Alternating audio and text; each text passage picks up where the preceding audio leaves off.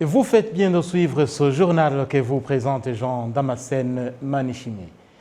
Le président de la République, Paul Kagame, a reçu en audience ce lundi au village Urugwiro une délégation de l'Union européenne conduite par Joseph Borrell, le vice-président de la Commission européenne et représentant de l'Union pour les affaires étrangères. Cette délégation est au Rwanda pour participer à la réunion des ministres des Affaires étrangères de l'Union africaine et de l'Union européenne, une réunion qui s'ouvre ce mardi à Kigali. Je le disais en titre, le Rwanda et le Burundi s'engagent à travailler étroitement pour barrer la route aux groupes terroristes qui pourraient compromettre la sécurité des deux pays. C'est en tout cas ce qui est ressorti des échanges entre les délégations des deux pays qui se sont rencontrés à la frontière rwando-burundaise de Nemba. Patrick Nyilidandi nous en dit plus. Ces échanges entre les autorités des deux pays ont eu lieu à la frontière de Nemba, en district de Bugesera, sous les bons offices du gouverneur de la province de l'Est, Emmanuel Gassana, et Kayitesi Alice de la province du Sud, pour la partie rwandaise, et leurs homologues burundais des provinces de Kirundo, Albert Atungimana, et de la province de Muhinga, Jean-Claude Barutwa-Nayo. Les autorités des deux pays se sont engagées à lancer des campagnes de sensibilisation de leur population vivant côte à côte aux lois qui régissent les frontières, afin de leur permettre de mieux lutter contre des groupes terroristes.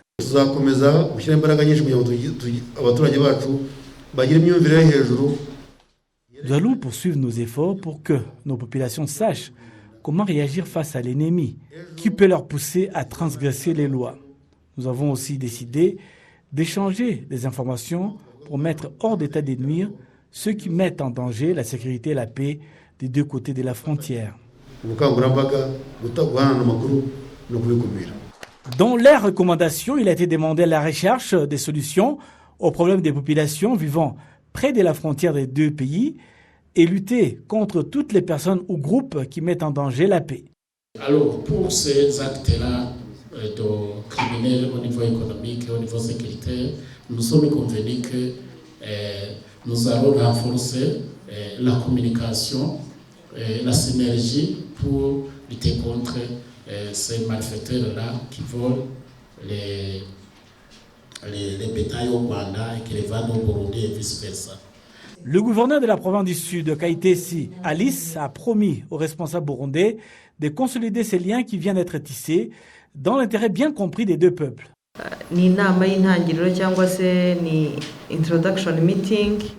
Il s'agit d'une réunion d'introduction qui facilitera d'autres niveaux de coopération en descendant vers les dirigeants locaux.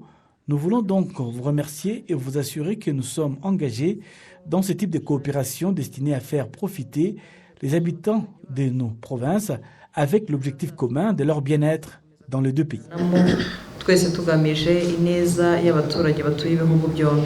Les dirigeants se sont engagés à lutter contre la corruption et les activités des contrebandes et à travailler ensemble pour lutter contre la propagation de la pandémie de Covid-19. La réunion a également regroupé des organes de sécurité des deux pays.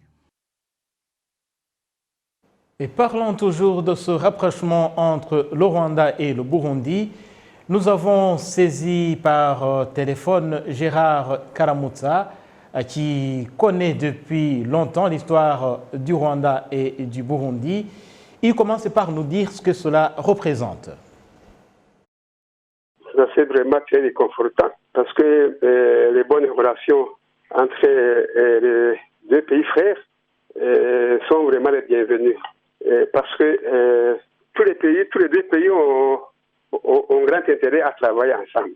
Parce que ce sont des pays frères qui ont une même histoire, qui ont vécu dans la colonisation, avec un même colonisateur. Et les problèmes, je crois qu'ils ont vécu, trouvent l'origine de cette colonisation. Alors, en tant que pays africain, en tant que pays frère, je crois qu'il est bien de dépasser ces problèmes causés par les étrangers et construire leur pays dans le développement en travaillant ensemble. C'est vraiment une bonne nouvelle, une bonne opportunité de pouvoir évoluer beaucoup plus mieux dans la sécurité, dans le développement. C'était toujours ainsi. Les deux pays ont une histoire très ancienne. Et on a eu des incompréhensions quelquefois, mais beaucoup de fois, ça s'est arrangé. Nous espérons alors que ça va de la bonne voie. Pour le bien de la nation, et même sur le plan politique, je crois que c'est la voie qui a été empruntée par les pays de la région. Nous sommes dans le même cadre de coopération avec les autres pays de la région. Et je crois que travailler ensemble, c'est la voie pour le développement et même pour le bien-être social de la population. Dans la diplomatie, qu'est-ce qui devrait normalement caractériser les relations entre les pays voisins? Les pays voisins ont les mêmes problèmes. Les problèmes de développement, les problèmes sociaux, et il est impératif de pouvoir travailler ensemble pour les résoudre, oui, et ne pas créer des barrières entre les deux pays. C'est très logique. Les problèmes politiques qui nous ont séparés, ils doivent être dépassés et travailler ensemble pour la bonne voie, pour l'intérêt de la population en général. Les ministres des Affaires étrangères de l'Union africaine et de l'Union européenne se rencontrent à Kigali ce mardi et ces ministres devront tabler, entre autres, sur la riposte face à la pandémie de Covid-19 et la relance après celle-ci. Ce lundi était consacré aux travaux techniques de cette réunion. Kassim Youssouf pour la suite.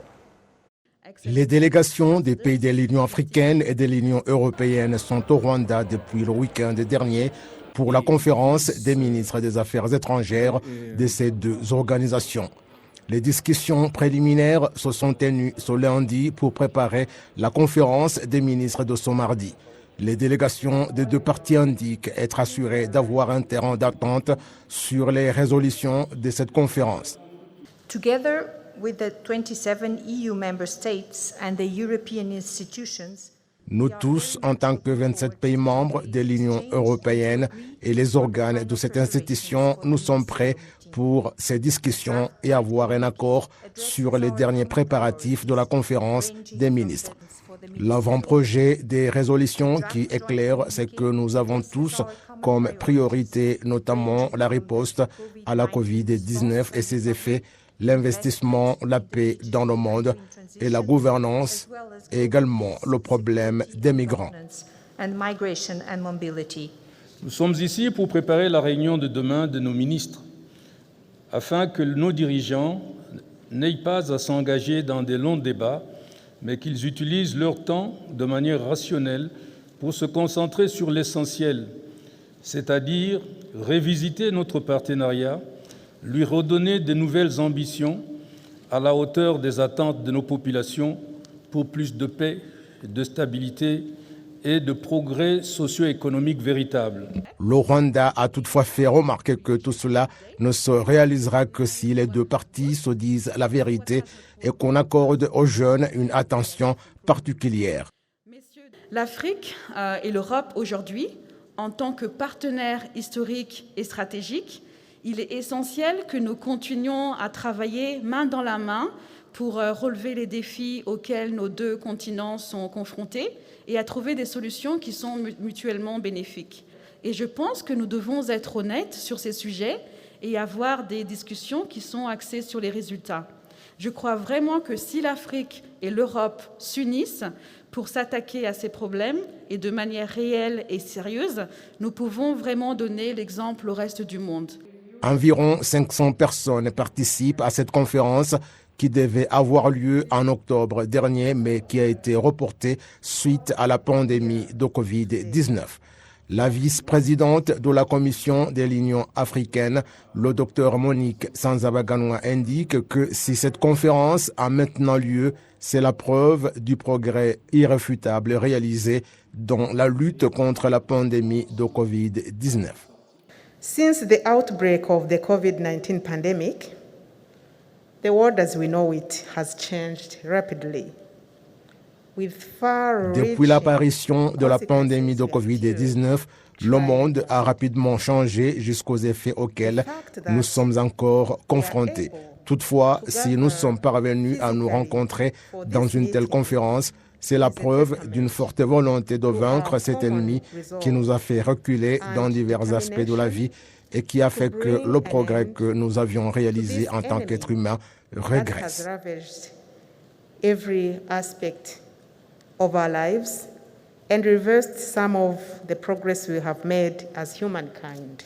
La conférence des ministres des pays membres de l'Union africaine et de l'Union européenne se focalise sur la coopération entre les deux parties dans divers domaines, dont la lutte contre la pandémie, la gouvernance, les conflits et d'autres défis en rapport avec l'insécurité, les migrants et autres.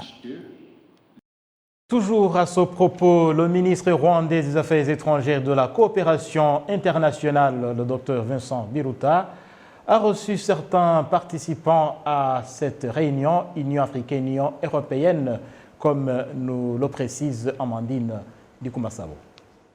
Parmi les autorités accueillies par le ministre Vincent Biruta, il y avait le ministre algérien des Affaires étrangères, Lamtane Lamamra. Leur entretien a été centré sur le renforcement des relations de tous ces pays ainsi que la coopération entre l'Union africaine et l'Union européenne. Le docteur Vincent Biruta a également reçu l'adjoint du ministre des Affaires étrangères de la Pologne. La relation des deux pays est appréciable. Cette année, la Pologne a octroyé 1200 visas d'études aux Rwandais qui voulaient poursuivre leurs études en Pologne. Concernant le fait que la Pologne n'a pas encore d'ambassade au Rwanda, ceux qui ont besoin d'un visa doivent se rendre en Tanzanie pour en faire la demande. We are still covering Rwanda from Tanzania. Our ambassador is placed in Dar es Salaam. Jusqu'à présent, on utilise l'ambassade de Dar es Salaam en Tanzanie, mais il est prévu d'étendre les relations diplomatiques sur le continent africain. Le Rwanda est l'un des pays qui nous tiennent à cœur. Parmi nos objectifs, nous allons renforcer notre diplomatie et certains parmi les diplomates qui résident en Tanzanie viendront au Rwanda pour un entretien irrelatif. Et en ce qui concerne l'obtention de visa, nous espérons que dans un mois, le temps qu'il fallait pour qu'une personne obtienne un visa sera réduit, comme j'en ai parlé au ministre Biruta.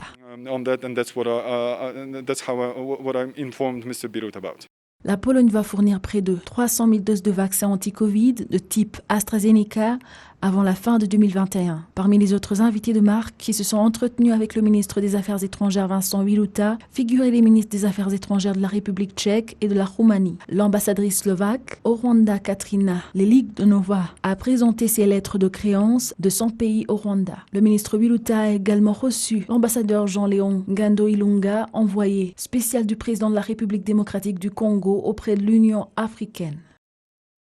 Signature d'un accord de prêt de 95 millions d'euros entre la Banque européenne d'investissement et le gouvernement du Rwanda pour faire face aux effets de la pandémie de Covid-19. On fait le point avec Patrick Nilidani. Mukanda Isenga Clémentine fait partie des jeunes qui continuent de prospérer dans le secteur industriel.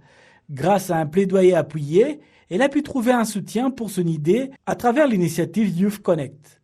Elle indique qu'elle envisage d'étendre ses projets et de commencer à exporter ses produits vers des marchés internationaux. Je voudrais grandir à un niveau où je peux aider les autres. C'est quelque chose que j'ai commencé. Comme vous pouvez le voir, je suis sur la bonne voie. Je veux avoir la première usine de fabrication de vin. Cependant, alors que le pays et le monde sont toujours confrontés aux conséquences de la pandémie de Covid-19, Clémentine a vu aussi son affaire impactée et en visitant son unité industrielle, il est difficile de croire qu'elle employait plus de 20 personnes.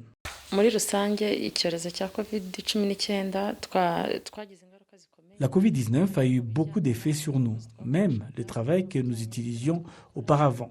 En plus de notre proactivité, tout a été réduit. Avant la pandémie de Covid-19, j'employais 28 personnes. Maintenant, ils ne sont que 8. Même la quantité de notre production a diminué.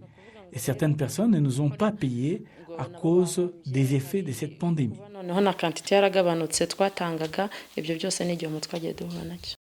La Covid-19 a eu beaucoup d'effets sur nous, même le travail que nous utilisions auparavant. En plus de notre proactivité, tout a été réduit. Avant la pandémie de Covid-19, j'employais 28 personnes. Maintenant, ils ne sont que 8. Même la quantité de notre production a diminué. Et certaines personnes ne nous ont pas payés à cause des effets de cette pandémie. Clôture d'une formation de 15 semaines sur la guérison post-traumatique au district de Bugesera du Rwanda. laquelle rassemblait les rescapés du génocide perpétré contre les Tutsis au Rwanda et ceux qui se sont rendus coupables des crimes de génocide. Je vous propose de suivre ce récit que nous livre Kassim Youssouf. Binshuti Ezekiel habite dans le secteur Rweru, district de Bugesera. Il a participé au génocide perpétré contre les Tutsis en dirigeant des attaques dont le but était de violer des femmes, de piller et de massacrer les Tutsis. Il a été incarcéré pendant 10 ans. Nibizi Agnès est l'une des victimes qui est restée avec 4 proches sur 20 qui composaient sa famille. Il vivait dans la peur de l'un et l'autre jusqu'à ce qu'il participe à la formation de 15 semaines sur la manière de surmonter des chocs traumatiques et la reconstruction Isanamitima. Ceux qui n'ont pas encore plaidé coupables sont dans l'erreur parce que même si vous vous êtes dénoncé mais que vous n'avez pas approché votre victime, vous ne retrouvez jamais la quiétude. Approchez d'abord votre victime et demandez-lui pardon et montrez-lui que ce que vous avez fait ne convient pas au pays, car ce qui est bon, c'est la bonne cohabitation.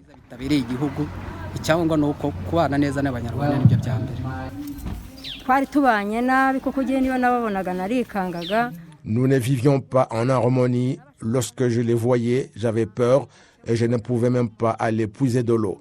Je sentais que je ne pouvais pas emprunter le même chemin qu'eux et je ne pouvais pas aller puiser de l'eau, mais avec cette formation, nous vivons en harmonie et sans problème. On nous a appris beaucoup de choses et nous avons la quiétude. Par exemple, lorsque je rencontrais Ézéchiel, j'avais mal au cœur et lorsque je rencontrais les membres de sa famille, j'avais peur. Le président de l'organisation Prison Fellowship Rwanda, Bishop John Rucyahana, dit que la formation sur la manière de surmonter des chocs traumatiques et la reconstruction Isanamitima et la réconciliation de ces familles ont donné de bons résultats.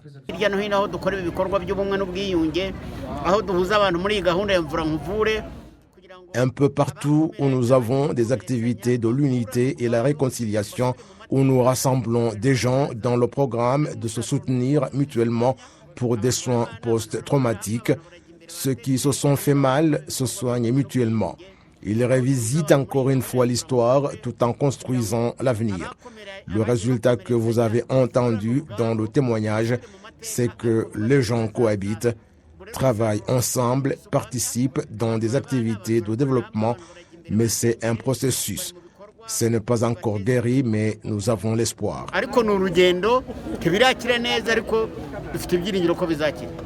Le directeur de l'organisation internationale Intapis, Scott Weber, a fait savoir que la guérison des plaies commence par l'individu personnellement et que la famille soit à ses côtés. Le directeur en charge des affaires étrangères et de la politique sécuritaire à l'Union européenne et vice-président de cette organisation, Joseph Borrell, a demandé pardon pour le fait que le génocide perpétré contre les Tutsis en 1994 s'est produit au vu de la communauté internationale qui n'a rien fait pour l'arrêter. Il félicite le courage de ceux qui ont pardonné leurs bourreaux. Pardonner une personne qui vous a fait trop mal, ce n'est pas une chose facile. J'ai vécu en Espagne qui a connu pendant longtemps des problèmes de guerre, mais les gens se regardent méchamment, d'autres se lancent des mots durs, mais nous ne pouvons pas construire l'avenir alors que nous nous basons sur ce qui s'est produit. Nous avons le devoir de vaincre le mal qui est en nous. J'ai entendu dire qu'environ 5000 Rwandais souffrent du traumatisme suite au génocide perpétré contre les Tutsis. La secrétaire exécutive de la province de l'Est, le docteur Jeanne Nyirabimana, indique que la formation sur la manière de surmonter des chocs traumatiques devrait être organisée dans d'autres districts de cette province et de manière permanente. Augmenter les opportunités de jeunes commerçants africains, tel est l'objectif d'une réunion consultative à Kigali entre la Fédération du secteur privé au Rwanda et le Conseil commercial de la communauté est-africaine. Et comment cela va se faire? Amandine Ndikumasabo continue. Au cours des discussions consultatives qui se tiennent entre les membres du secteur privé, ceux du Conseil des commerçants de la communauté de l'Afrique de l'Est, ainsi que la communauté est-africaine, il a été présenté différentes opportunités qui devraient être exploitées. Il y a des opportunités, surtout dans cette zone de libre-échange continentale africaine que nous rejoignons. C'est évidemment une grande communauté, un large marché qui offre des opportunités. Mais notre jeunesse doit être préparée pour entrer en compétition sur ce marché. Les jeunes qui ont participé à cette réunion se disent prêts à renforcer les stratégies de leur développement personnel. Il y a beaucoup de gens qui veulent soutenir la jeunesse. C'est alors de notre responsabilité de sortir de notre zone de confort pour aller vers eux avec espoir de trouver une solution à nos problèmes. Cela rendrait fiers les personnes qui nous soutiennent.